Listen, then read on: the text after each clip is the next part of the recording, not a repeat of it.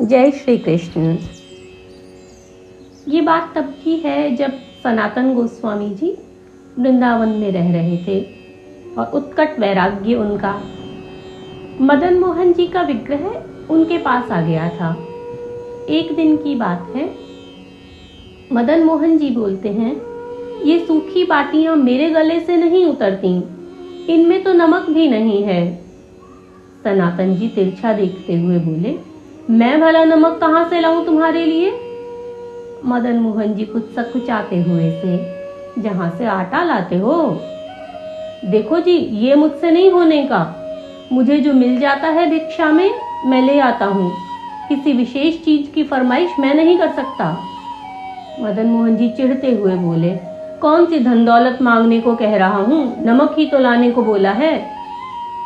सनातन जी कुछ गुस्से में, आज नमक चाहिए, कल तुम्हें घी चाहिएगा, फिर गुड़ भी मांगोगे।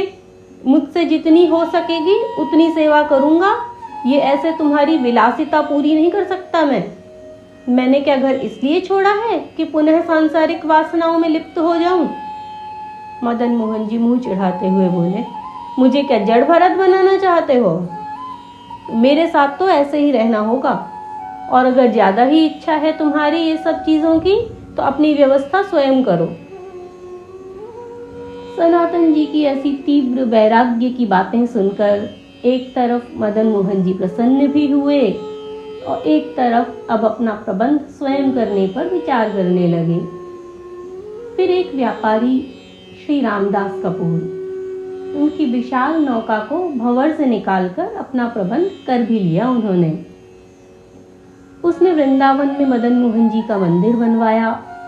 बाद में इस विग्रह को बचाने के लिए जयपुर लाया गया, जहां राजकन्या इसकी सेवा करने लगी। जब उसका विवाह हुआ तब वह मदन मोहन जी को अपने साथ ले जाना चाहती थी, लेकिन जयपुर नरेश नहीं भेजना चाहते थे। तो नरेश ने कहा, ठीक है, मैं मदन मोहन जी की 6 प्रतिमाएं रखूंगा, तुम्हारी आंखों पर पट्टी बांध देंगे, फिर तुम जिस विग्रह को कहोगी उसे तुम्हारे साथ भेज देंगे। उसने कहा, ठीक है। भीतर आकर रोने लगी, मैंने तुम्हारे ही भरोसे पर हाँ कर दी, पर मैं कैसे पहचानूंगी तुमको, और फिर तुम्हारे बिना मैं जी कैसे सकूंगी?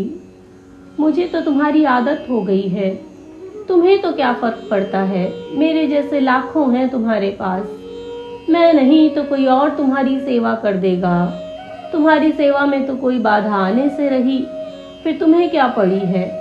जान तो मेरी अटकी है ना तुम में, तुम ठहरे मनमौजी, तुम्हें किसी से क्या?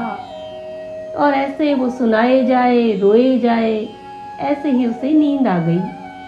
स्वप्न में मदन मोहन जी बोले, ये क्या, तुझे मेरी सेवा करने की आदत पड़ गई है, तो मुझे भी तो तेरी सेवा लेने की आदत पड़ गई है।